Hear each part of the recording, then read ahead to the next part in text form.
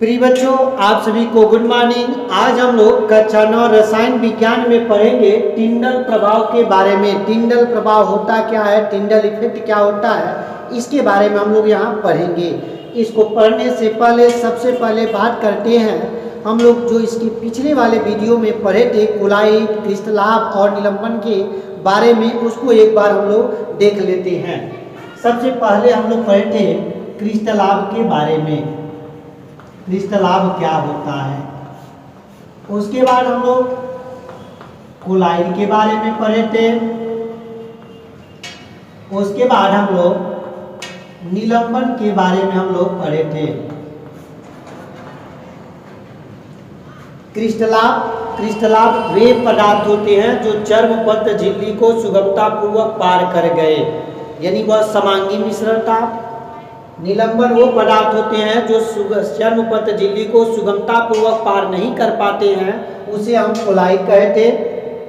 निलंबन वे पदार्थ होते हैं जो चर्मपत्र झिल्ली को पार नहीं कर पाते हैं, पार करते ही नहीं है, ये उसे हम लोग निलंबन पढ़े थे।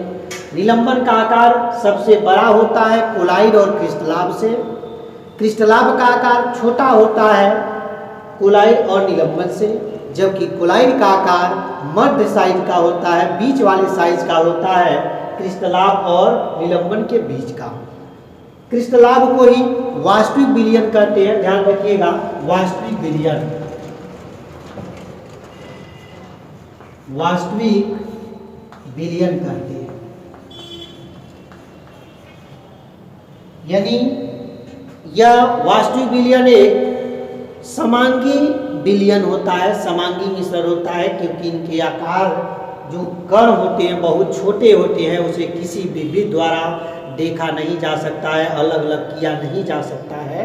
जैसे चीनी और पानी का मिश्रण, नमक और पानी का मिश्रण, ये सब वास्तविक विलयन है। वास्तविक विलयन मीन्स क्लोरीन क्रिस्टलाभ है, जिसे किसी भी शक्तिशाली सूक्ष्मदर्शी से भी इनके कणों को देखा जाए तो वह कण दिखाई नहीं देंगे। अब हम बात करते हैं टिंडल प्रभाव के बारे में। टिंडल एक साइंटिस्ट था। उन्होंने एक बंद कमरे में, हम यहाँ पे आपको समझाते हैं, एक बंद कमरा था, इसको छोटा कर देते हैं, ये कमरा है। कमरे के अंदर एक मेज रखा हुआ था, ये हमारा मेज है। इस मेज पर एक जार था, जो जार था वह पारदर्शी था, यानी आर पार दिखाई दे रहा था। उस जार में वास्तविक विलयन लिया हुआ था, ध्यान दीजिएगा, वास्तविक विलयन लिया हुआ था। और अंधेरे कमरे में कहीं से बाहर से सूर्य का प्रकाश अंदर क्रॉस कर रहा था। जैसा कि आप सभी जानते हैं, सूर्य का प्रकाश सीधी रेखाओं में गति करता है, यानी एक कमरा बंद था लेकिन कहीं से होल था, उस होल के रास्ते सूर्य के प्रकाश इधर से अंदर जा रहे थे। जब जा रहा था, जब सूर्य का प्रकाश जाता था और जार में, यानी जो अंदर जार में वास्तविक विलयन था उसमें से जा रहा था, इधर तो सूर्य का प्रकाश दिखाई दे रहा था, जो किरण थी वह दिखाई दे रही थी सीधे, लेकिन जब जाने के बाद और जार के अंदर जब जाता था और बाहर निकलता था तो ये तो दिखाई देता था, ये दिखाई देता था, लेकिन वास्तविक विलयन में दिखाई नहीं देता था। अब टिंडल को लगा समझने कि जब सूर्य का प्रकाश अंदर जा रहा है, कमरे के अंदर दिखाई दे रहा था, जार के बाहर इधर दिखाई दे रहा है, तो फिर वास्तविक विलयन में, यानी जार में जो रखा गया है वास्तविक विलयन, उसमें क्यों नहीं दिखाई दे रहा है। ये बार बार उसके दिमाग को स्ट्रेच कर रहा था, बार बार दिक्कत कर रहा था, समझ रहा था कि आखिर में ये सूर्य के जो प्रकाश सीधी रेखाओं में जा रहे थे वो वास्तविक विलयन की जार से विचलन क्यों दिखा रहे थे, उसमें वो दिखाई नहीं दे रहे थे, यानी वास्तविक विलयन दिखाई नहीं दे रहा था और यह हमेशा काला नजर आता था, क्योंकि सूर्य का प्रकाश इसमें गमन नहीं करता था, दिखाई नहीं देता था, इसलिए वास्तविक विलयन काला नजर आ रहा है।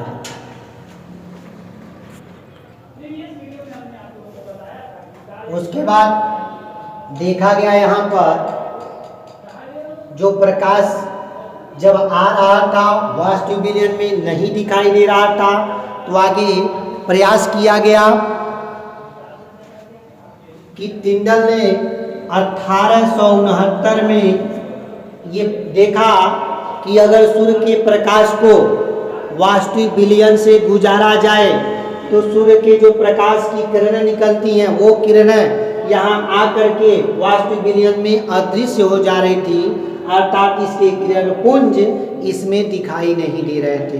पुनः उन्होंने क्या किया, इस जार को वास्तविक विलयन का जो जार था उसको हटाया और एक दूसरा जार रखा और इस जार में उन्होंने इस बार कोलाइड सॉल्यूशन लिया, यानी वहां पे कोलाइड विलयन लिया। जब कोलाइड विलयन लिया, फिर वही जब सूर्य का प्रकाश इधर से पड़ता था और अंदर आता था तो वह सूर्य का प्रकाश कोलाइड विलयन में से दिखाई देता था। अर्थात जब वास्तविक विलयन से गुजारा तो सूर्य का प्रकाश नहीं दिखाई दिया, जब कोलाइड विलयन में से गुजारा वह सूर्य का प्रकाश यानी सूर्य की किरण पुंज कोलाइड में से दिखाई देना शुरू हो गया। अब देखा और बताया 1869 में कि अगर सूर्य के प्रकाश को वास्तविक विलयन में आप देखेंगे तो उसका प्रकाश आपको वास्तविक विलयन में दिखाई नहीं देगा और पूरा विलयन काला नजर आएगा, जबकि अगर वास्तविक विलयन को हटाकर आप कोलाइड विलयन रखते हैं तो सूर्य का प्रकाश उस कोलाइड विलयन में दिखाई देता है, अर्थात वो चमकते हैं, उसके किरण चमकते हैं। इस चीज को हम यहाँ समझा रहे हैं कि यहाँ पे ये सूर्य का प्रकाश का स्रोत आता है, ये कोलाइड सॉल्यूशन लिया गया और टिंडल ने यहाँ माइक्रोस्कोप से देखा तो जब प्रकाश आया तो इसके अंदर यानी विलयन के अंदर एक कोण शेप जैसी संरचना बनाया था, क्योंकि प्रकाश इधर से आया और सीधी रेखाओं में जाने के बाद एक कोण शेप संरचना बनाया।